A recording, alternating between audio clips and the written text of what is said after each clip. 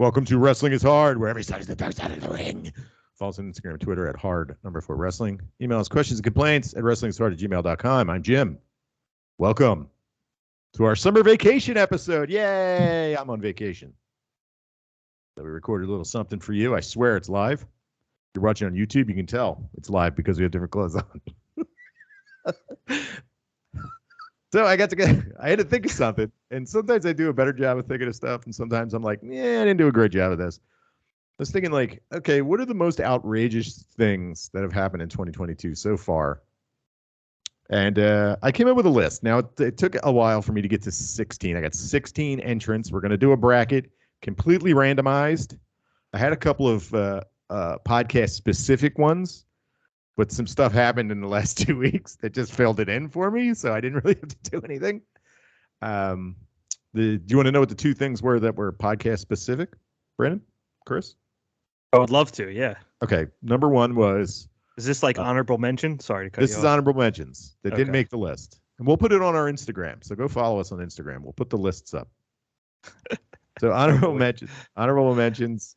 One was Brandon shitting in his bathing suit like a cheesecloth on the beach in the dunes. Yeah, not shitting my pants, shitting into my pants. My pants around my ankles, and I dropped the pile down. Yeah, you dropped trowel and then caught the poops. And number two was me admitting that I was bored in college and tied weights to my dick to make them longer. Oh, that's a good one. You go. But they got knocked out. I'll still admit to it, but they got knocked out because other stupid shit happened. So, guys, open up your link if you haven't already. We've got 16 nominations for the most outrageous shit to happen in 2022. And they're all going to go against each other. And I'm going to give everybody a little explanation, and you guys can chime in what you want. If you have questions about it or anything like that, we will go through it. This should be fun. We're going to put it up on our Instagram. Follow us there. Let's get started. You guys ready? Brandon, you ready?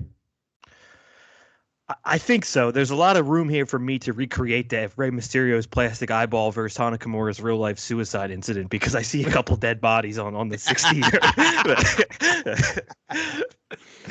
Chris, thoughts? No, let's rock and roll, man. I'm ready to go. Let's do it while I'm fresh. All right, let's start in the poop pants conference. We got everything that's going on with Ric Flair's retirement match. The Carney aspect of it, Conrad, fucking him gigging during a promo, the possibilities of a 73-year-old man dying. Everything about this is just preposterous and outrageous. Any thoughts on this, Brandon? Go ahead. Yeah, we covered this last week. Anxiously awaiting it. I think next week when we come back, we will get whatever the content is out of it. Mm-hmm. Just the true apex of carnyism mixed with the tinge of like, oh, is this actually a big deal to pro wrestling people? And I think we're going to have a nuclear bomb level disaster in Conrad's bank account here. I have a feeling he's taken a loan out to lease this place. So, Chris, thoughts? Yeah, so this is fucking weird all over. And when I was just looking at this, the retirement match, and people wanting to, seeing if a 70-some-year-old man's going to die in the ring. I'm starting to think that what happens if this is like, I'm going to wrestle my last match, and I'm going to kill myself. Woo! In the ring, do you think, yeah, like Gunn, like fucking Bud Dwyer, go Google him, Gunn in the middle of the fucking ring, blows his fucking brains out all over everybody. And I'll still wear my really expensive Ric Flair sweatshirt. That's right. He's got some shorts online, too, that are real good. Yeah. From the same Fights of Club or whatever it's called. Roots of Fight. Very expensive stuff. Yeah, very expensive stuff. And don't buy their T-shirts because they're shaped weird. There you go. And the opponent for Ric Flair's retirement match, Jordynne Grace, ends up getting talked into giving $5,000 to a CTE fund for calling Chris Benoit a murderer. So basically the background on this is that Jordynne Grace was saying that no matter how good Chris Benoit was in the ring, when it comes down to it, she can't separate the fact that he murdered his entire family. Well, consistent Chris Benoit apologists, including his son, Chris Jericho, and Chavo Guerrero Jr., guilted her into donating money to the CTE fund. But then professional wrestler character woman, Dark Angel, sister said, no matter how much you give and how much CTE is not a reason, the man, it may be a reason for the man to be a monster, but he's actually a monster. You should have asked the people whose family has been affected by his deaths. So now she's apologizing to her, offered to give donations to her charity. So Jordynne Grace just looks like a fucking like a dickhead that stuck her foot in her mouth. Brandon, thoughts? Yeah, this has come up twice now outside of the wrestling world in my life. So this must have been a big deal trending on Twitter.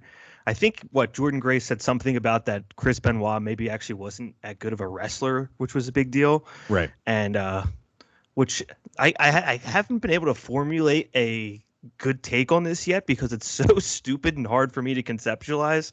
But there's something funny here about the fact that she's arguing that a guy that actually murdered his entire family may not be good at pretend fighting job. As good. He only likes the real deal. Yeah.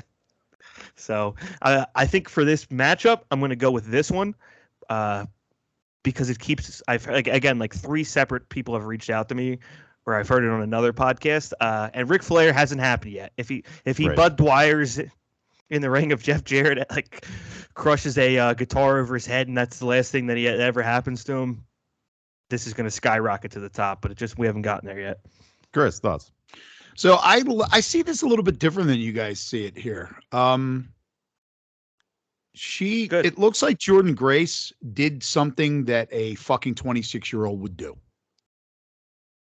I mean, she stuck her foot in her mouth and now she's apologizing to everybody. And I guarantee you there were some comments that came from somebody, whether it be Jericho and Chavo or from other people in the business that said, hey, listen, you got to walk this back or your career is probably going to hit a major fucking roadblock. This is an odd situation for the whole thing. This is, I fucked up. Now I'm going to I fucked up trying to fix the fuck up. And then I fucked up again trying to fix the second fuck up that fucked up the first fuck up. So I just think that this is a case of a young person sticking their foot in their fucking mouth and then not being able to fix it. And I can't in good conscience have anything take away from this fucking ridiculousness that is Ric Flair. So I get the final vote on the title. Yeah. Jordynne Grace, real dope for doing this. And then she gets suckered into giving away all this money.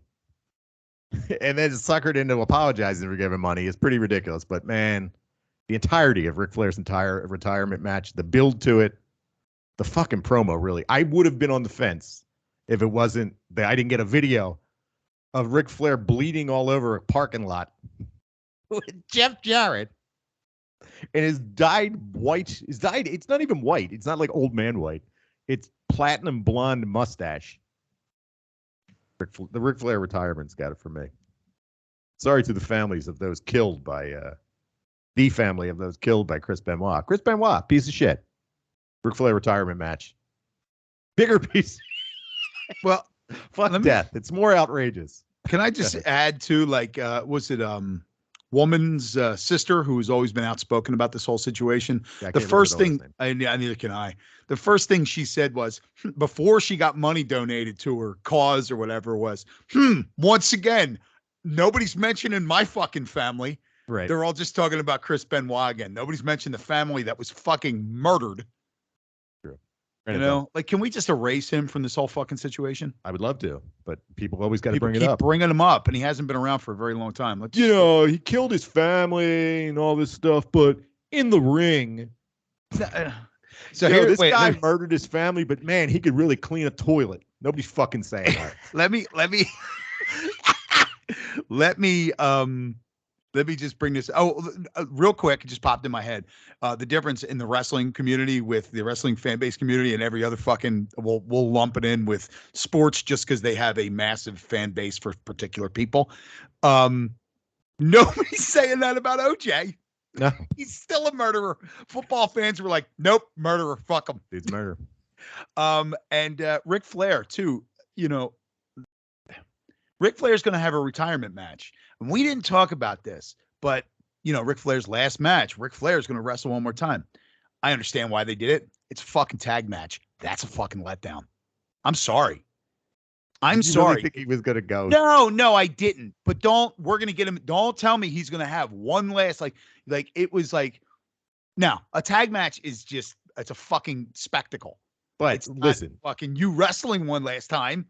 It's you standing on the ring rope for fucking half of the match, 3/4. Guess what? You know damn right well that they got Ric Flair out there and they were like, this motherfucker can't go in there by himself. Yeah, that's what it was. He's going to die in there by Yeah, himself. that's what they did. That was fucking, what's his name? Probably.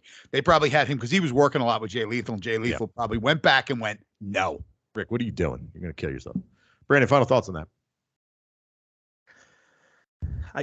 I mean, I am sad to see Chris Benoit getting knocked out of any list of outrageous wrestling things so early. that the whole wrestling world has not yet processed this event and keeps having conflicting opinions on it somehow 15 years after the fact. But I think it's I hear what you guys are saying. I think it's valid. All right. So if I end up murdering a bunch of people, all the people I've had sex with, it doesn't matter that I had a big cock. All right, next up. Still in the poop pants conference. Michael Elgin gets signed to Noah and then gets arrested for shoplifting protein, then lies a bunch and gets called out on it. And no one sticks up for him. Versus the entirety of pulling off the Forbidden Door show and it actually being entertaining. Because we were on the fence about this and it ended up being very entertaining. Brandon, thoughts? This is open and shut case here. I would have probably switched these matchups up. No criticism to you, Jimmy. Did a great job here, but this is pulling off Forbidden Door. Random. All random. Put them in a random case. I mean, we talk about wrestling every week. 2 weeks beforehand, we were like, or a month beforehand, there was no way Okada does anything with AEW. The week beforehand, we had no idea what was coming on, and it ended up being awesome despite a bunch of injuries. Chris, got thoughts?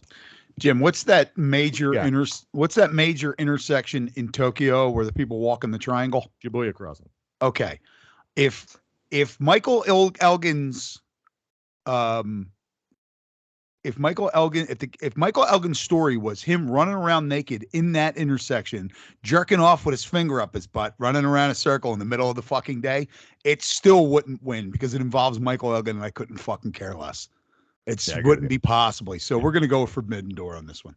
Yeah, I agree. As ridiculous and as Michael Elgin is, I find him completely forgettable, and no one will talk about him after this again, just like they did before.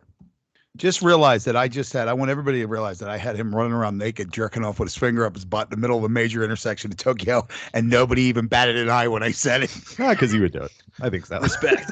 I was just gonna say respect, but I didn't want to cut you off. All right, on to the NFT conference. We got Noah, who keeps making guys over 50 their champ. We really hype on Noah coming into 2022, and Keno did win the title this past weekend or 2 weekends ago, but they keep working these 50-year-old guys into the fucking scene. Versus Stone Cold, not only being at WrestleMania, but having a hardcore match against Kevin Owens. Brandon, I know where you're going on this. I don't even have to guess. Go ahead.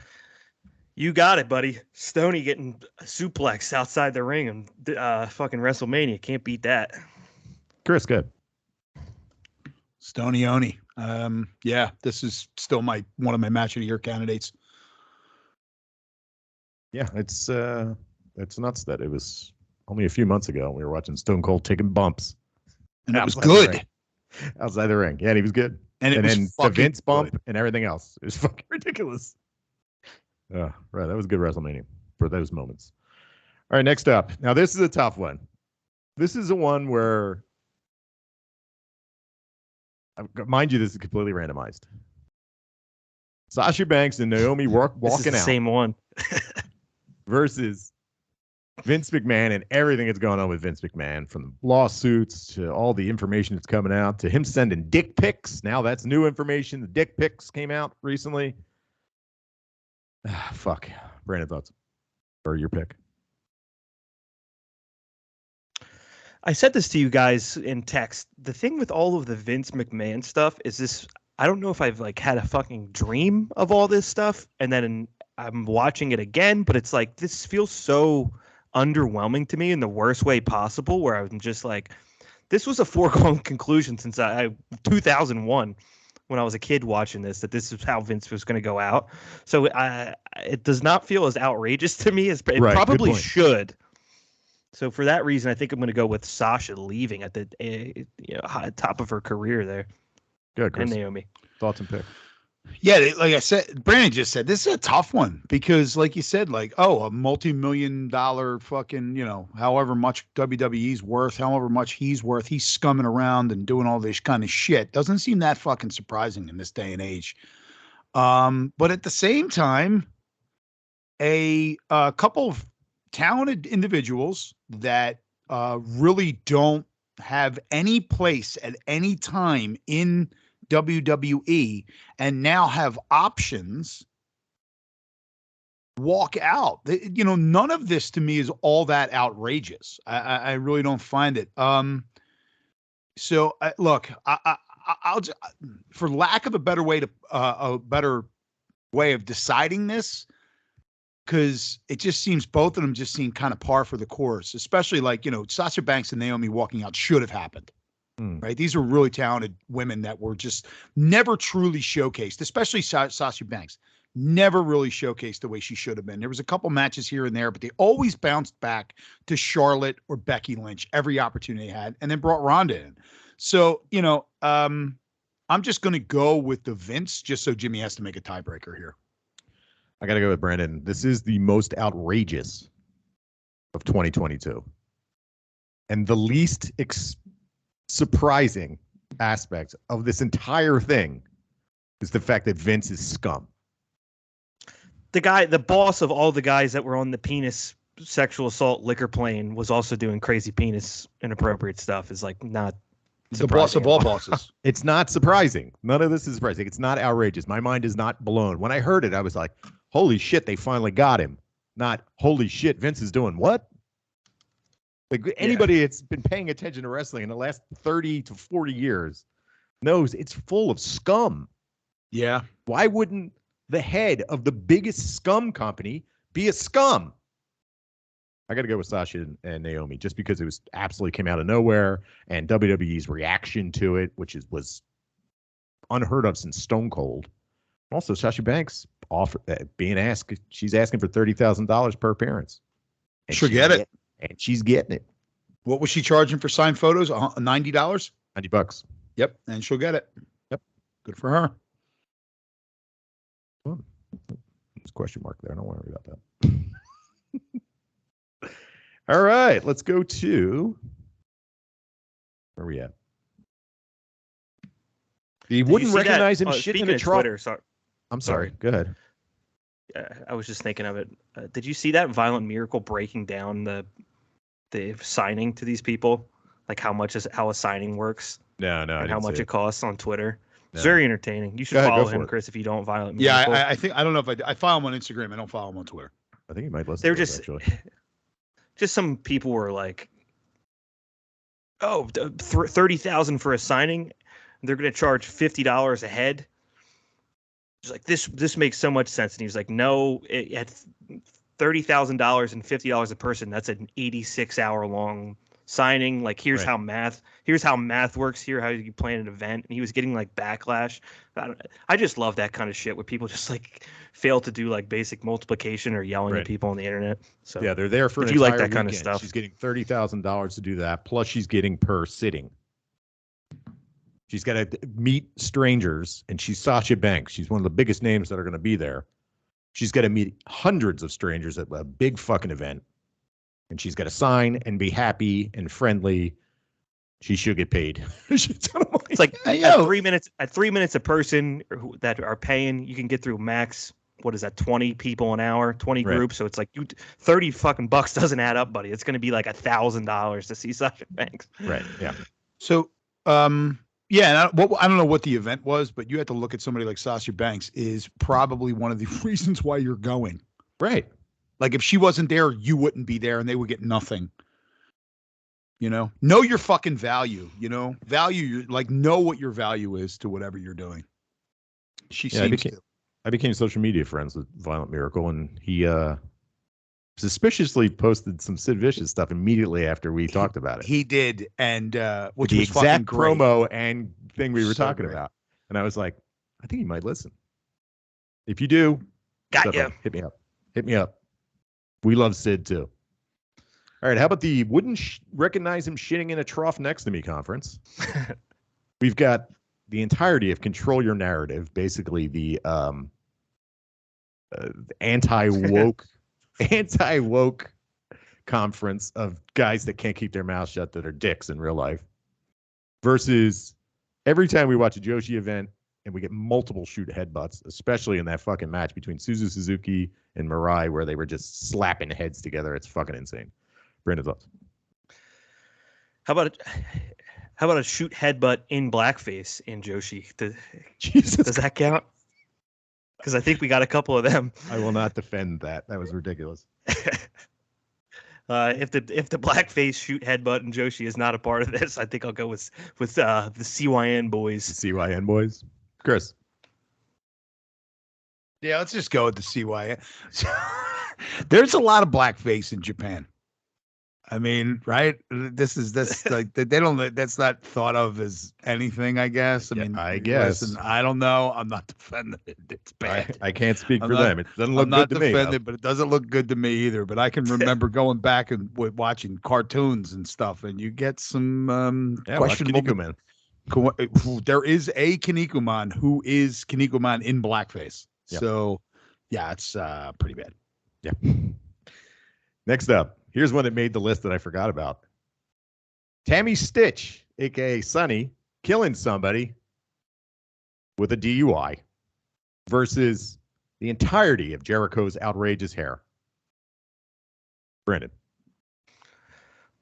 This one's popping me every time. I got to go with just the way it's written out. Tammy Stitch killed somebody DUI. Immediately made me laugh, and has been done it about 5 times since then in the last 25 minutes. So I'm going to go with that. Just a lifelong DUI She's committed to DUI. acquirer. Like she's committed to kayfabe. She's committed to DUIs. Who was the DUI guy? He was Rick. Sake Tanake's brother. Wasn't he like 900 DUIs guy? Yeah, when we watched Houston, that something Dark Side of Houston, the Ring. Sam Houston. Sam Houston. It was 900. So I don't find this to be that outrageous because, people who are drug addicts and get DUIs, eventually they're going to hit somebody and kill them. So that just seems to be par for the course if that's the life choice you're going to fucking make. Mhm. Sorry for the person that died, but Jericho's hair, he sees that on TV. Yes, he does. So I find it outrageous that he sees that on TV and doesn't go, fuck. So I'm going to go with Jericho Hall's hair. This is the dangerous part now because like we already dismissed one dead family from this bracket. So do I want to dismiss another dead family? Another dead person? I do. Jericho's hair is I have to look at it every week. I don't know if I have It's the problem, outrageous. but I was genuinely hoping that the final would be Chris Benoit versus Tammy Stitch. And we could just sit there and talk about which one of these corpses was more outrageous. Murder final. All right, let's move on. Carney Conference. We got Christian Cage's promos, which have been entertaining as hell, but in today's modern on-network television promo wars that we have and what we've been conditioned to listen to for years by WWE, they seem to stand out. Versus Joey Ryan gets a job at the Jungle Cruise at Disneyland. Someone spots him, reports him for being a sexual predator, and then he gets fired. Brandon. The Joey Ryan thing, that picture makes me genuinely happy because that is the true doldrums of society. Fucking, what is he, Animal Trainer, Jungle Cruise, whatever it is? Jungle Cruise. This is a no-brainer to me. Christian Cage, funny at first. I'm a little disappointed, frankly, at this point because he's not rationing it down at all. And he's just gonna blow all the impact out of that promo in 1 month instead of saving it. Mm-hmm. Joey Ryan genuinely working a $14 an hour job. Chef's kiss. Yes, that's it. We just talked about it with Michael Elgin. You got to go. He can't be a wrestler anymore. He's got to go lift boxes. Yeah, and there's nothing wrong with working a $14 an hour job, but being that famous for all the worst reasons and having to be in public getting paid a tiny amount of money is exactly what that guy deserves. Excellent. Chris. Yeah, I'm going to go with Joey Ryan. Christian Cage's promos, he's always been great on the fucking mic. So it's not that all that outrageous. But not only does Joey Ryan go, he gets caught and then somebody has him fired. It's so good. I fucking love it. He thought he was just going to be able to skate through life. He's like, nobody will know who I am. I'll just go work at Disney. Nope. I'm voting for Joey Ryan because I have his Jungle Cruise T-shirt on. There you go. There you go. I got the uniform on. Next up, last one in the bracket. We got Gas Can Eddie Kingston in that memorable fucking image versus Marty Scurll keeps getting booked. Brandon. Oh, this is terrible to say, but what the Marty Scurll is on a long list of low-level pro wrestlers that have a vague sexual assault background. I don't know if he's been convicted of anything, so he falls into like a category with about 80 guys, and he's not at a fucking Jungle Cruise. So I'm going to go with Gas Can Kingston, one of the highlights of the year, at least that image. Chris? Gas Can Kingston. Fucking Marty Scurll, who gives a shit? He's a piece of shit. And it's not outrageous that the wrestling community will number one say, I like Marty Scurll, and then somebody says, well, he's been accused multiple times of sexual assault with a minor, and then the response you get would be, but he's an awesome wrestler though.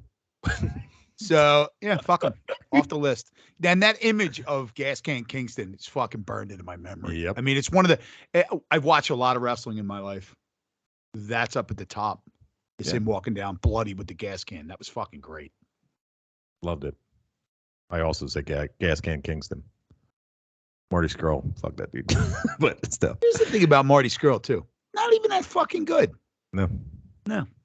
Bird dude. Bird dude. Somewhere online, I remember right when they launched All Elite Wrestling, they put out a line of T-shirts. Mm-hmm. It was like Cody Rhodes, Young Bucks, Kenny Omega, and Marty Scurll, I think were like the four. There's definitely some sad fuckers there that dropped like $35 on a pedophile AEW shirt that never actually wrestled in AEW. All right, let's move on. Poop Pants Conference. Poop Pants. We have Ric Flair and his entire retirement last match routine, the build, everything, versus pulling off Forbidden Door. Brandon. I voted against it in round one, but yeah, these are two polar opposites, right? How do you pull off something really well in a month's time? And how do you completely fail to pull something off with more than a month's time? I don't know that it's more outrageous, but I want to continue talking about Ric Flair's last match, so it gets my vote. Right. Chris? Yeah, I'm going to go with Juicy McGee. Fucking Ric Flair's last match. Can't tie his boots, but he's going to wrestle another match. 74 years old, going in there, gigging in the lot. Cutting all over himself. Jesus fucking Christ. Yes, Ric Flair. NFT conference. Stone Cold taking bumps in a hardcore match at WrestleMania versus Naomi and Sasha walking out of WWE. Brandon? I feel like it's got to be fucking Stone Cold, man. The Naomi and Sasha thing feels like a much bigger deal in the long term.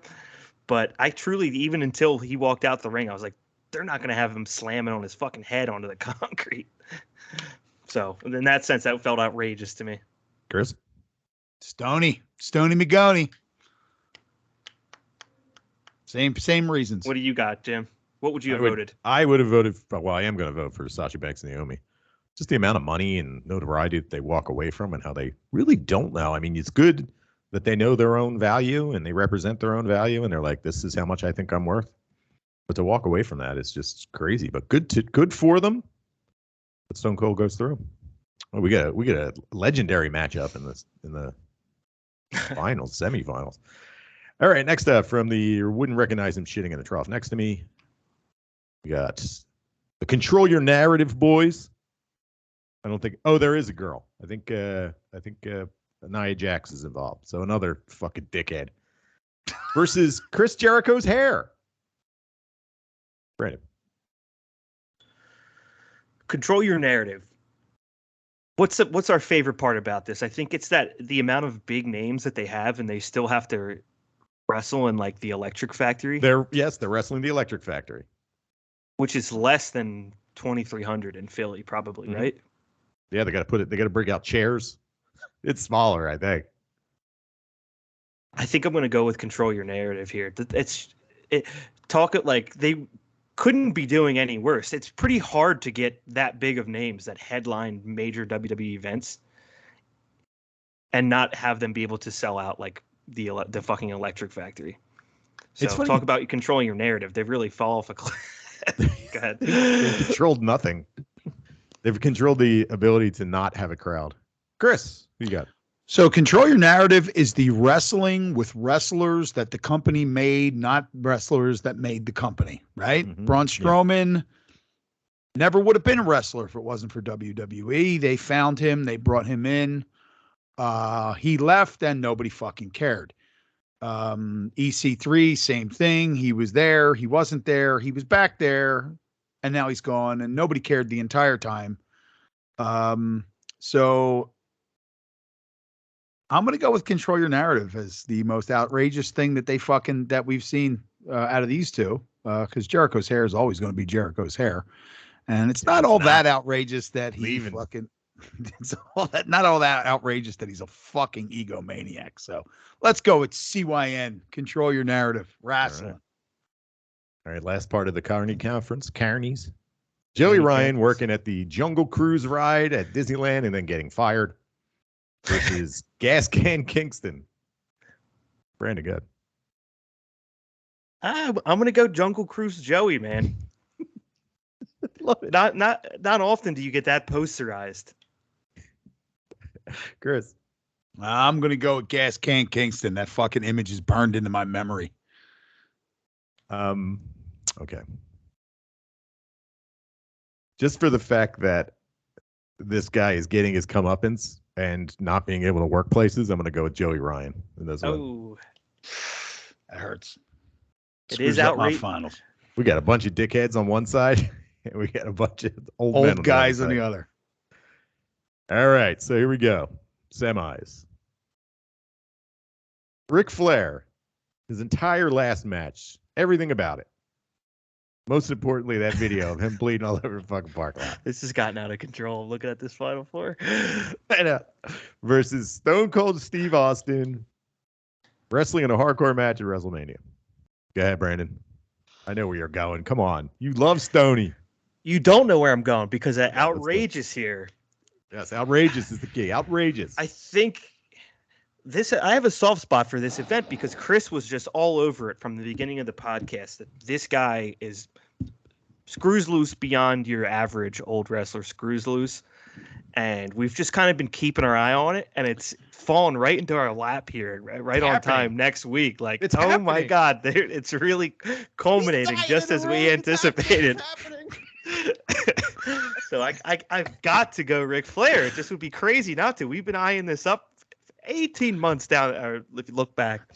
If we put together things that we talked about the most, individual wrestlers, I bet you there's hours of Ric Flair material where we're just either doing Ric Flair voice or just making fun of his stupidity.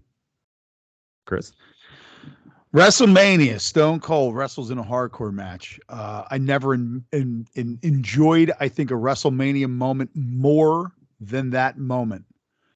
But the fact that Stone Cold wrestled in a hardcore match in WrestleMania at this age was awesome. It's not as awesome as a fucking lunatic gigging in a parking lot at 70, what did we say it was? 2, 3, 74. 74 fucking years old. Because he's so goddamn crazy and such a fucking rabid egomaniac that he has, I'm going to be able to do it. I have never been able to do it like I've been able to do it. He's going to be crying in the ring. If he survives, he's going to be crying. God. If they don't drag him out in a fucking gurney And the Like- more, He's got to die. Go ahead. and the more, the one thing I'm looking for is the 1,200 people that'll be there. The crowd being Oh, so sparse. good. It's gonna Yeah, be so good. It's They're such gonna. a Well, big what they're gonna do venue. is they're gonna go There's through gonna and be- make everybody move down. That's what I was gonna say. It'd be amazing if it was like a venue and there's like, like watching a Marlins game where there's like 20 people here, 5 people over here, scattered all over the place. Oh, that's what it's gonna be like, man. They're gonna go through that fucking thing, and they're gonna be like, "Are you gonna move?" And what? I mean, like they'll. Scorpio Sky throws his wristband into the crowd. You see a kid like run down 4 aisles like they do at the baseball game when no one's here. Yeah, when nobody's there.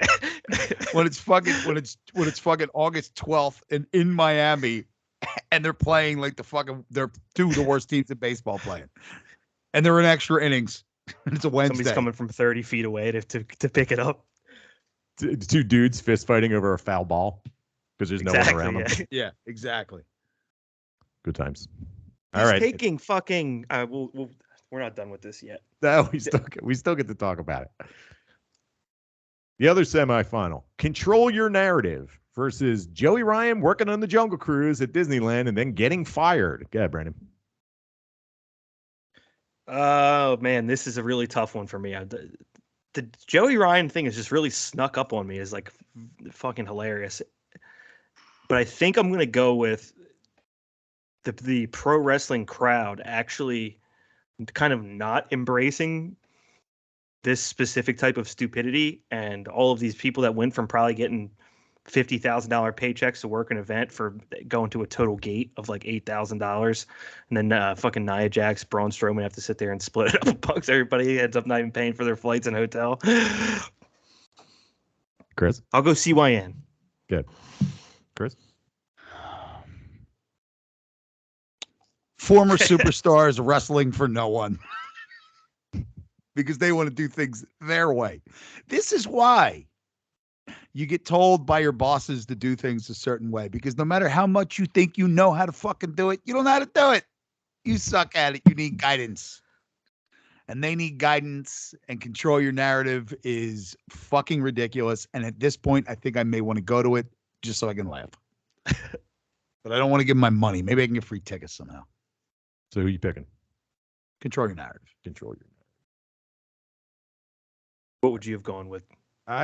This is very difficult because on one hand, you have Joey Ryan, who's been reduced from being a paid entertainer to working for, I don't know, $13.50 an hour, to Control Your Narrative, who are going to a show where everybody's going to get paid less than $13.50 an hour because nobody's showing up.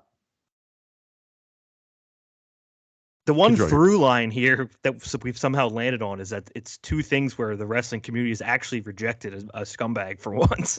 Right. Usually be apologizing for him. But he did good dick plexes. Everybody's after Effie now. That's the new wrestler they're all trying to get rid of. You familiar with Effie? Does like he portrays, nobody knows if he's openly queer wrestler, but he just did a spot with a woman in the ring where he was fucking her face. And everybody's like, man, are you fucking kidding me with Joey Ryan Jr. over here doing this shit? Jesus Christ. Everybody's keeping an eye on him. It's only a matter if of time. there's a hole, someone will be there to fill it. There's no more. It's only a matter of time before he's exposed. When they say the best wrestling character is your own personality turned up to 11. Yep. He wants to fuck faces. All right, we're down to the final. The most outrageous, stupendous, not necessarily, most outrageous thing to happen in the first half of 2022. We've got something that hasn't even happened yet. Ric Flair's last match. It's coming to us live July 31st. Versus Control Your Narrative Wrestling, which is coming to us live from the Electric Factory in a room full of 20 people. Brandon, go ahead. Just for all the marbles. This is not how I foresaw this shaking out, but now that we're here, I should have known from the beginning. All the Instagram posts, the tests from the doctors saying that he's in the top 5% of men in their 70s physically. He's a genetic freak. The fact that you could screenshot any one of his Instagram videos at any moment and get a picture that's laugh out loud funny. It's Ric Flair's last match. He could get incinerated in here. Chris. He's gonna get incinerated. I hope, like, for real. Can you imagine Jeff Jarrett just comes out with like one of those Tesla blowtorch guns? It's just like completely torching Ric Flair. You hear him crackling. His hair straight back, fucking like. They actually did it. Now he's gonna be fucking crying the whole match. Jennifer Reed. He went. Reed, I'm finally joining you. And maybe that's his plan. He's gonna be like, ladies and gentlemen, this one's for Reed. That's him blowing his brains out? Conrad's gonna be like, got the fade, trying to put his brain back into his head. I still gotta record a podcast this week. All right. Yes, we're gonna go with the Ricky. Just the heights that he achieved. Shilling for Car Shield. Getting called out for making a flight attendant touch your dick. Getting called out again in a book for making a Turner exec. Asking a Turner exec if she wanted to touch her dick. Almost dying a couple years ago to wrestling in a match that the only thing people want to see about it is him dying. Ric Flair, the most outrageous thing that's happened this year in professional wrestling. Ric Flair, I did for Ric Flair. My son's waiting for me in the afterlife.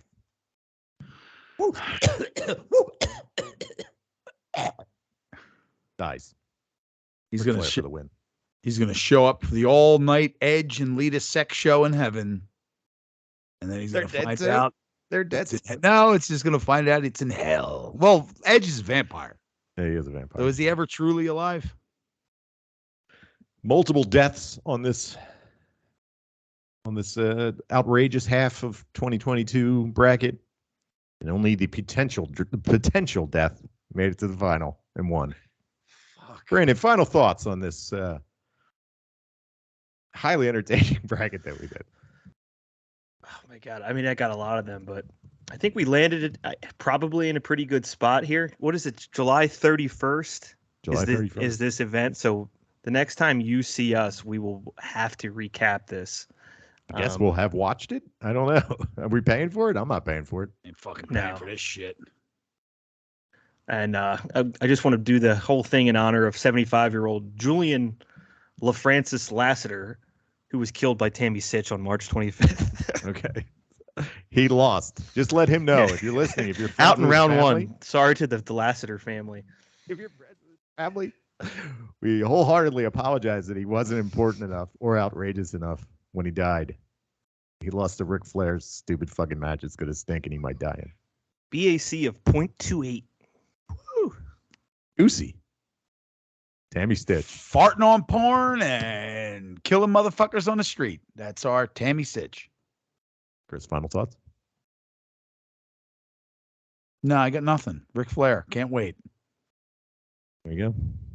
So we'll be back next week. We'll have our it's our usual. If you think I'm watching, we don't watch Rampage anymore though. So if you don't want to watch Rampage, we're not gonna talk about it. If you if you do, let us know. And if you have any ideas for brackets, you want us to do another one, shoot us an email.